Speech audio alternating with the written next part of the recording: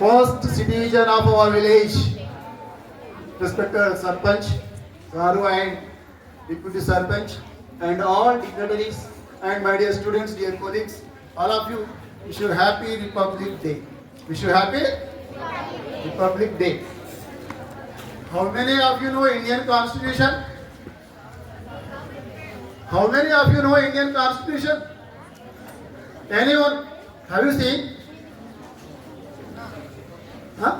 Just I have listened number of speeches from your side. What do you think? Is it book? Is it any? Is it book? Huh? Come on, try to respond. Don't. Is it book? Are you right? Yes. 100%. Indian Constitution is a book. It consists number of rules and regulations. It may gives directions to the administration levels. So in Telugu we are saying, we are often using the word Rajyangam, Rajangam. అంగం అంటే ఏంటి? What is అంగం? అంగం అంటే ఏంటి? శరీరాంగాలు అంటాం మనం. శరీరాంగాలు అంటే అంగాలు అంటే ఏంటి? శరీరం సక్రమంగా పనిచేయడానికి మనకు సహకరించే శరీర అవయవాలనే శరీరాంగము, శరీరాంగాలు అంటాం. అలాంటప్పుడు రాజ్యం సక్రమంగా పనిచేయాలి అంటే ఆ రాజ్యానికి ఏం కావాలి? ఆ రాజ్యానికి? ఆ రాజ్యాన్ని కూడా నడిపించే ఒక బలమైన అంగం కావాలి. అదే రాజ్యాంగం. కొంచెం డివైడ్ చేసి చూడండి, దాంట్లోనే నిగూఢమైన అర్థం దాగి ఉంది. మరి అలాంటి భారత రాజ్యాంగం ఈనాడు నేను ఎవరో నా గురించే, నేను అక్కడ కూర్చోవడానికి కూడా భారత రాజ్యాంగమే కారణం. నేను ఇక్కడ వచ్చి నిల్చొని మాట్లాడడానికి కూడా భారత రాజ్యాంగమే కారణం. నేను అనుకున్నది మాట్లాడడానికి కూడా భారత రాజ్యాంగమే కారణం. అందుకనే నేను ఏదైనా ఆరాధించేది ఏదైనా నా మనసులో ఉందంటే అది మొదటి first priority goes to the Indian constitution, భారత రాజ్యాంగం. నేను ఆరాధించే దైవమైనా సరే, నేను ఆరాధించే పుస్తకమైనా సరే, నేను మనస వాచ కర్మన ఆచరించే చట్ట సమాహారమైన సరే అది భారత రాజ్యాంగం. ఎందుకంటే నన్ను నిటారుగా నిలబెట్టడానికి ఏ వ్యక్తి కారణం కాదు, ఏ సమూహం కారణం కాదు, ఆ పుస్తకమే కారణం. భావ వ్యక్తీకరణ, సమానత్వం, ఇట్లాంటి అనేక హక్కులని మనకి ఇచ్చింది. వాటిని మనం ఫండమెంటల్ రైట్స్ అంటున్నాం. ఏమంటున్నాం వాటిని మనం? ఫండమెంటల్ రైట్స్, ప్రాథమిక హక్కులు అంటున్నాం. వాటితో పాటే ప్రాథమిక విధులు కూడా ఉన్నాయి. నేను ఇక్కడికి రావడం నా ప్రాథమిక హక్కు అయితే, ఇక్కడికి వచ్చి నా పిల్లలకి 4 విషయాలు చెప్పడం నా బాధ్యత, అది నా విధి. కాబట్టి ఇక్కడికి రావాల్సి వస్తుంది. ఎన్నో పుస్తకాలు చదువుతాం మనం, చారిత్రాత్మక సంఘటనలను చూస్తాం. ముఖ్యంగా మీకు పొద్దున్నుంచి నేను గమనిస్తున్నాను, మీరు కూడా చాలా మంది చాలా రకాల స్పీచెస్ ఇచ్చారు. గణతంత్రము పేరులోనే ఉంది. గణము అంటే ఏంటి? మనం ఏమంటాం? గణము అంటే ఏంటి? గ్రూప్ ఆఫ్ పీపుల్, సమూహం. గణము అంటే సమూహము, తంత్రము అంటే పరిపాలన యంత్రాంగము. ఆ గణాన్ని, గ్రూప్ ఆఫ్ పీపుల్ ని అడ్మినిస్ట్రేట్ చేయడానికి కావలసిన మెకానిజం, యంత్రమే గణతంత్రం. ఆ పేరులోనే ఉంది. రిపబ్లిక్ అనే వర్డ్ వాడతాం మనం. ఇది వరకు ఈ దేశాన్ని పాలించిన వాళ్ళు ప్రజాస్వామ్యంలో నుంచి పుట్టుకొచ్చిన వాళ్ళు కాదు సార్. ఇది వరకే చెప్పారు, రాణి కడుపులో వచ్చిన వాళ్ళు రాజులయ్యారని. మరి ఇప్పుడు ఎవరవుతున్నారు రాజులు?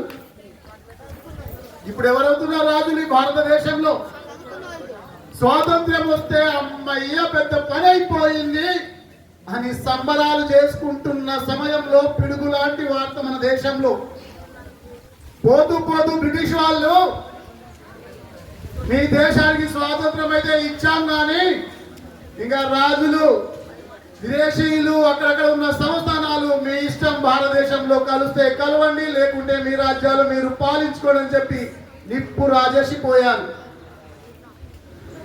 అప్పుడు ఈ దేశం స్వాతంత్రం వచ్చిందనే సంబరాన్ని చేసుకోవాలా, సక్రమంగా ఏ దారిన పోదామనే సిద్ధాంతాల క్రోడీకరణ చేసుకోవాలా అనే సందిగ్ధంలో నుంచి వచ్చిన చట్టాల సమాహారమే భారత రాజ్యాంగం. ఇలాంటి భారత రాజ్యాంగం ఎన్నో దేశాల నుంచి ఎంతో మంది ఎన్నో రకాలుగా రాశారు.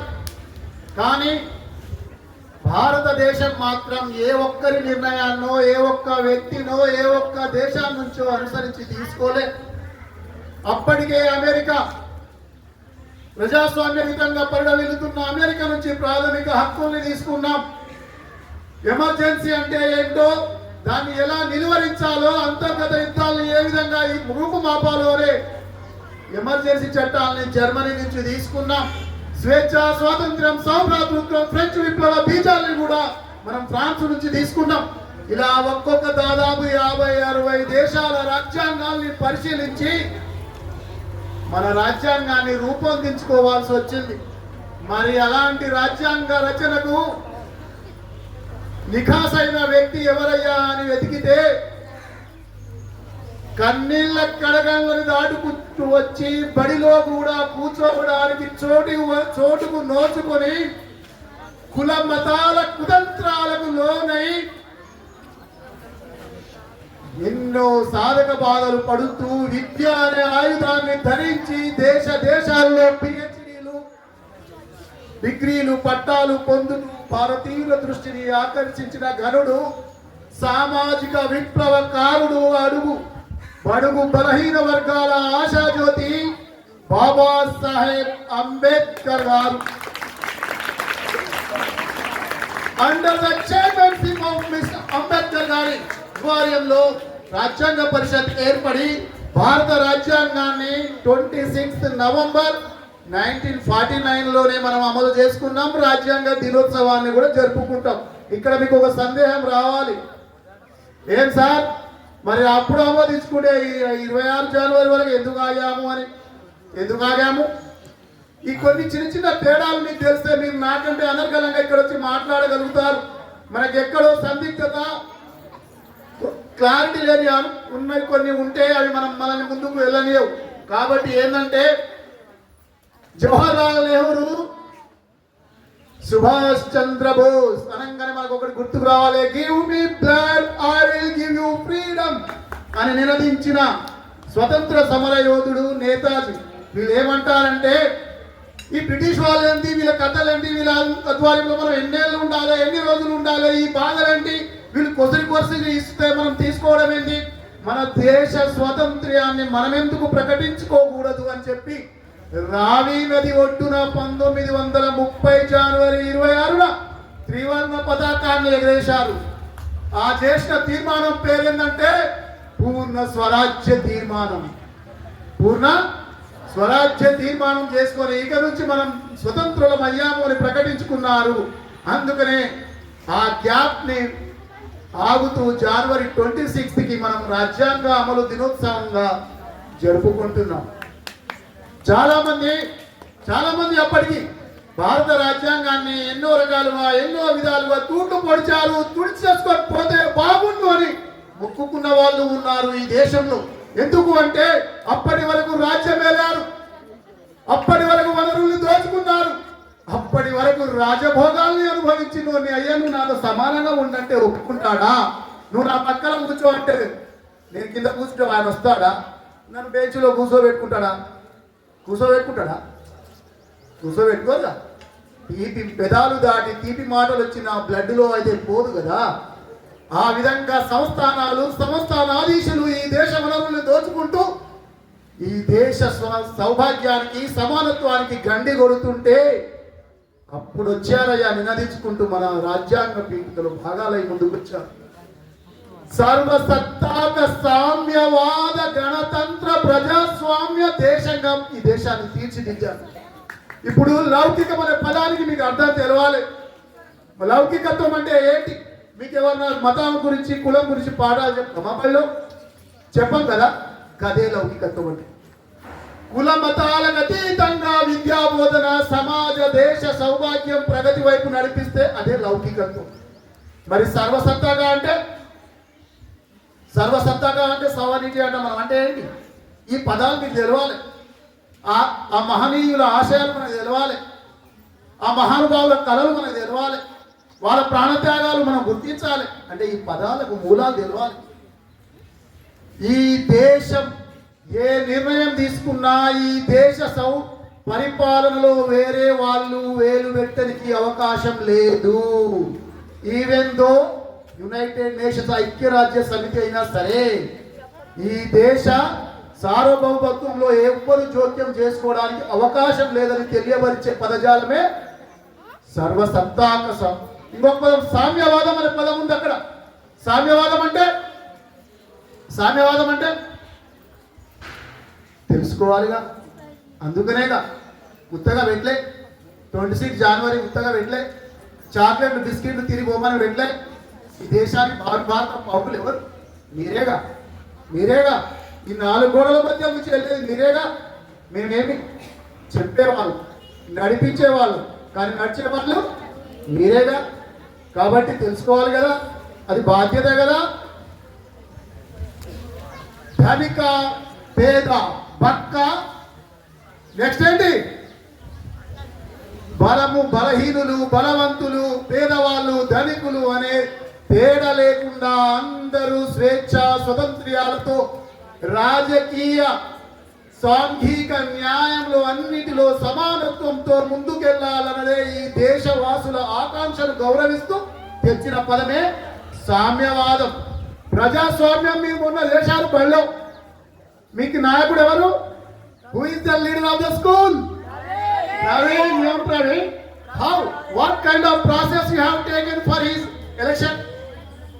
What kind of process you have implemented at our school level? మీలో నుంచే కదా, బయట నుంచి రాలే కదా. మీలో నుంచి మీరే ఎన్నుకున్నారు. ఆ ఎన్నుకున్న వ్యక్తి బాధ్యత ఎవరికి వహిస్తాడు? మీకదా కదా. సో ప్రజల యొక్క government of the people, by the people, for the people. అదే ప్రజాస్వామ్యం అన్నది. ప్రజల చేత, ప్రజల కొరకు, ప్రజలే ఎన్నుకున్న ప్రజాప్రతినిధులే మన రిప్రజెంటేటివ్స్. అదే ప్రజాస్వామ్యానికి ప్రాణవాయువు. అలాంటి రిప్రజెంటేటివ్స్ ఉన్నంత వరకు ఈ దేశం సౌభాగ్యంగా ఉంటుందని ఆకాంక్షించారు ఆనాడు. ఈ విధంగా భారత రాజ్యాంగ మూలాల్లోకి వెళ్తే ఏదో 10 నిమిషాల్లో ఉడిచిపోయి కూర్చోడం కాదు. కాకపోతే తెలుసుకోవాల్సిన అవసరంతో పాటు బాధ్యత మన మీద ఉంది. ఈ పదాలకు అర్థాలు తెలిస్తే మీలో చలనం వస్తే ఆ చలనానికి సింబల్ గా భారతీయ జెండాలో మధ్యలో ఉన్నదేంటి? అశోక చక్రం. దానికి గుర్తు సింబల్ మీనింగ్ ఏంటి? ప్రగతికి పరిగెత్తేది ఏంటి? చక్రం. ఆ చక్రానికి నిదర్శనమే ఆ అశోక చక్రం. ఆ 3 రంగులో ఉన్న కాషాయ రంగు మీలో చైతన్యానికి గుర్తుగా, మీలో నవ సమాజపు పోకడల గుర్తుగా, తెలుపు రంగు శాంతి సౌభాగ్యాలకి గుర్తుగా, ఆకుపచ్చ రంగు పాడి పరిశ్రమలకి, పచ్చని పంటలకి గుర్తుగా ఈ దేశం మనం తీసుకున్నాం. భారత రాజ్యాంగాన్ని ఎవరు మనకు నువ్వు పాటించు, నువ్వు చేయని ఇయ్యలే. We the people of India అని ఉంది అక్కడ. మనకు మనమే రచించుకొని మనకు మనమే ఆచరించుకుందాం, ఈ దేశాన్ని గౌరవించుకుందామని మనకు మనమే ప్రకటించుకున్న గ్రంథం భారత రాజ్యాంగం. అలాంటి రాజ్యాంగం ఈ దేశవాసులందరికీ చాలా చాలా చక్కటి అవకాశాలు వచ్చాయి. ఈనాడు మన దేశంలో ఇనుప ఊచల మధ్య చిక్కుకుపోయిన పావురా లాంటి వ్యక్తులు ఎంతో మంది బలైపోయారు ఈ దేశంలో. భర్త లేకుంటే ఆ స్త్రీని ఏమంటాం మనం కదా? ఆమెను ఎక్కడ ఉంచుతాం? శుభకార్యాలకు పిలుస్తామా కదా? ఇలాంటి దేశంలో పుట్టి పెరిగి మనం రాజ్యాంగాన్ని రచించుకున్నాం. ఒక్కసారి గుర్తించుకోండి, అలాంటి వ్యక్తి ఈ దేశానికి ప్రధాని అయిందంటే దానికి కారణం భారత రాజ్యాంగం. అలాంటి వ్యక్తి పీఠంలో కూర్చొని భారతదేశాన్ని పాలించిందంటే దానికి కారణం భారత రాజ్యాంగం. సిద్ధో ముర్ము, చాందో ముర్ము, భైరవ ముర్ము, ఈ విధంగా పులో ముర్ము, జారో ముర్ము, ఇట్లా 6 సంతానం. ఏంది ముర్ము అంటారు సార్ అంటురా? ఈ 6 సంతానం జార్ఖండ్ ఏరియా ఇప్పుడు ఏదైతే ఉందో ఛత్తీస్గఢ్ ప్రాంతంలో పుట్టారు. ఆంగ్లేయులకు వ్యతిరేకంగా రక్త తర్పణం చేసి 6 బలైపోయారు. ఆ రక్త తర్పణం గావించిన కుటుంబం, ఆ కుటుంబంలోకి వెళ్ళి వచ్చిన ఆడబిడ్డ ద్రౌపది ముర్ము హుయిసి ప్రెసిడెంట్ ఆఫ్ ఇండియా. ఇవాళ ఇండియా ఇండియా ఇండియా పీఠంపై ఎక్కిన మహిళా అని ఆమె పాలిస్తుంది ఇప్పుడు దేశాన్ని. అందుకనే గణతంత్రానికి స్వాతంత్ర్యానికి తేడా తెలవాలి. గణతంత్రం అంటే జెండా ఆ రోజు రాజ్యాధిపతి ఎగిరేస్తారనే మాట ఉండదు, తప్పు. ఆవిష్కరిస్తారు. స్వాతంత్ర దినోత్సవం నాడు ప్రభుత్వాధిపతి అంటే ప్రధానమంత్రి ఎర్రకోట మీద జెండాను ఎగిరేస్తారు.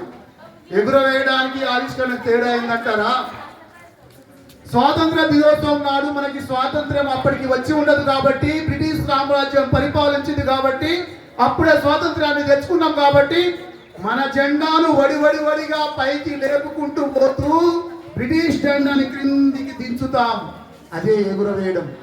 అదే గణతంత్ర దినోత్సవం ఆల్రెడీ మనకు స్వాతంత్రంలో ఉన్నాం కాబట్టి జెండా అక్కడే ఉంటుంది. జస్ట్ ఇట్లా ఆవిష్కరిస్తాము జాతికి గుర్తుగా. అది గణతంత్ర దినం. ఈ విధంగా ఇంకా చాలా అంశాలు మీతో పంచుకునే సందర్భాలు ముందు మస్తు వస్తుంటాయి. ఒకటే మీకు చెప్పేది, నేను కోరేది ఒకటే, మళ్ళీ అదే చెప్తున్నా, బలి ఇచ్చేటి గొర్రెలు మేకలు మాత్రమే సింహాల్ని బలి ఇవ్వరన్న సంగతి తెలుసుకోండి. సింహాల్లో బతకడం నేర్చుకోండి. భారత రాజ్యాంగం మీకు వెన్నెముకలా ఉంటుంది. భారత రాజ్యాంగం మనకి పవిత్రమైన గ్రంథంలో, దాన్ని ఆచరిద్దాం. ఆ స్ఫూర్తితో ముందుకెళ్తాం. సమాజ స్థాపనలో మనం అందరం నడుం బిగుద్దాం. ఆ దిశగా మీరు వస్తారని, మీరు నడుస్తారని ఆకాంక్షిస్తూ ఈ అవకాశం ఇచ్చిన పెద్దలకు మీకు మరో ధన్యవాదాలు. Thank you so much.